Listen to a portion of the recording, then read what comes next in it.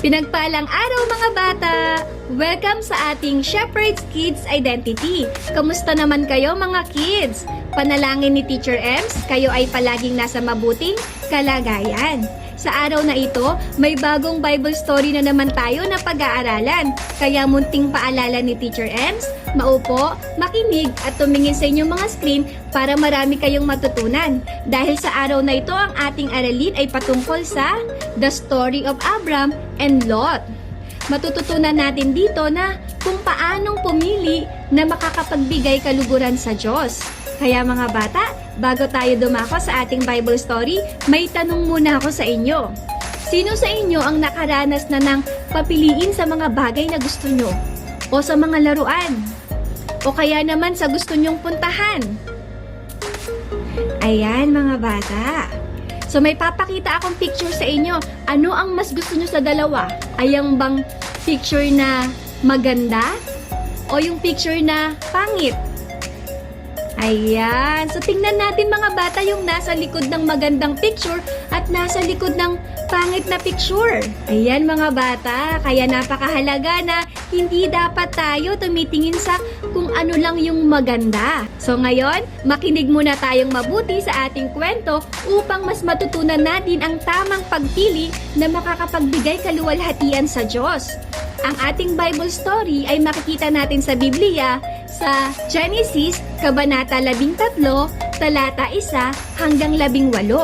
Mula sa Ehipto, si Abram ay naglakbay na pahilaga patungong Negev, kasama ang kanyang asawa at ang pamangkin niyang si Lot. Dala ang lahat niyang ari-arian. Mayaman na noon si Abram, marami na siyang mga tupa, kambing at baka. Marami na rin siyang naipong ginto at pilak. Mula sa Negev, unti-unti siyang naglakbay pabalik sa dati niyang pinagkampuhan. Sa pagitan ng Bethel at Ai, pumunta siya sa dating pinagtayuan niya ng altar at doon sumamba kay Yahweh. Si Lot, na kasama ni Abram, ay marami na ring tupa, kambing at baka. Mayroon na rin siyang sariling pamilya at mga tauhan. Dahil napakarami na ng kanilang mga hayop, hindi na sapat ang pastulan para sa mga kawan ni na Abram at Lot. Kaya't madalas nag-aaway ang mga pastol nila. Nang panahon ding iyon, ang mga Kananeo at Perizeo ay naninirahan pa sa lugar na iyon. Kinausap ni Abram si Lot, "Hindi dapat tayo nag-aaway at ang mga tauhan natin, sapagkat magkamag-anak tayo. Mabuti pa'y maghiwalay tayo. Mamili ka. Kung gusto mo sa kaliwa, sa kanan ako. Kung gusto mo sa kanan, sa kaliwa ako." At nang iginala ni Lot ang kanyang paningin, nakita niya ang kapatagan ng Jordan hanggang sa Zoar, ay sagana sa tubig tulad ng halamanan ni Yahweh at ng lupain ng Ehipto. Nangyari ito noong hindi pa natutupok ang Sodoma at Gomora. Kaya pinili niya ang dakong silangan sa kapatagan ng Jordan. At naghiwalay nga sila ni Abram. Nanatili si Abram sa Kanaan. Samantala, si Lot ay nanirahan naman sa mga lungsod sa kapatagan na malapit sa Sodoma. Napakasama ng mga tao sa lungsod ng Sodoma. Namumuhay sila ng laban kay Yahweh. Pagkaalis ni Lot, sinabi ni Yahweh kay Abram, "Tumanaw ka sa palibot mo. Ang buong lupain na tatanaw mo ay ibibigay ko sa iyo, at sa magiging lahi mo magpakailanman. Ang iyong mga salinlahi ay gagawin kong sindami ng alikabok sa lupa na di kayang bilangin ni numan. Libutin mo na ang buong lupain. Ang lahat ng iyan ay ibibigay ko sa iyo." Lumipat si Abram sa Hebron at doon tumira sa tabi ng malalaking puno sa Mamre. Nagtayo siya roon ng altar para kay Yahweh. Doon nagtatapos ang ating kwento. Ngayon naman mga bata, ating alamin kung sino si Abram at si Lot sa ating kwento. So si Abram, siya ay asawa ni Sarah. Mayaman, marami na siyang mga tupa, kambing at baka. Marami na rin siyang naipong ginto at pilak. Siya ay tiyuhin ni Lot. Tandaan mga bata, mas kilala natin siyang Abraham bilang Father of Nation and Father of Faith. Si Lot naman mga bata, siya ay marami na ring tupa, kambing at baka. Mayroon na rin siyang sariling pamilya at mga tauhan. siya ay pamangkin ni Abram. Ang dalawang ito mga bata ay parehong sumasamba o nananampalataya sa Diyos.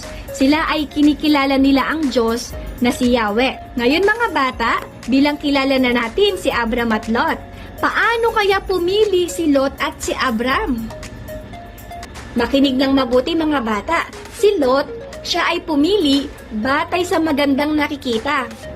Pinili niya ang kapatagan ng Jordan hanggang sa Zoar, na sagana sa tubig tulad ng halamanan ni Yahweh at ng lupain ng Ehipto, dahil alam niya na napakaganda nito para sa kanila at sa kanyang mga alagang hayop. Mga bata, madalas na gusto nating tayo ang pumipili kaysa sa kagustuhan at kalooban ng Diyos na inaakala nating mabuti, ngunit hindi naman talaga. Palagi nating piliin at gustuhin ang kalooban ng Diyos para sa ating mga buhay kaysa sa sarili lamang nating kagustuhan. So pinili ni Lot ang bagay na yun kasi nakita niya na napakaganda at marami siyang mapapakinabangan. Ngayon mga bata, ating alamin kung paano naman pumili si Abram.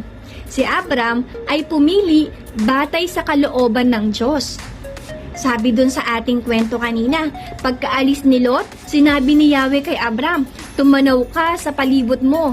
Ang buong lupaing natatanaw mo ay ibibigay ko sa iyo at sa mga magiging lahi mo magpakailanman." Si Abram ay hindi nagreklamo. Sa halip ay nagpaubaya siya kay Lot sa pagpili ng kanilang magiging lugar. Kaya naman pinagpala siya ni Yahweh na ibibigay nito sa kanyang lahi ang lupaing natatanaw nito. Sa ating kwento mga bata, nagpakita ang Diyos kay Abraham pagkaalis ni Lot. Sinabi ang Diyos, "Tumingin ka sa paligid mo, tumingin ka sa hilaga at timog at silangan at kanluran. Ang lahat ng lupaing ito na iyong nakikita ay ibibigay ko sa iyo at sa iyong mga inapo magpakailanman."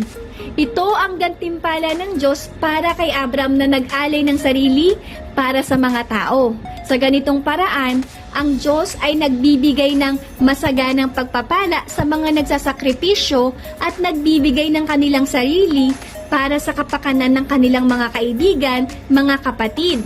Mahalagang tandaan, hindi man ito maganda sa ating paningin, ito ang pinakamagandang bagay kung kasama natin ang Diyos at pagpapalain tayo.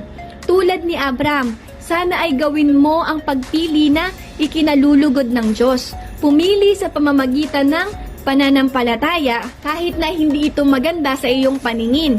Naniniwala ako mga bata na ipagkakaloob sa inyo ng Diyos ang mga pagpapala ng langit na hindi mabilang. Mga bata, tandaan, upang malaman ninyo ang kalooban ng Diyos, dapat palaging manalangin at magbasa ng Biblia.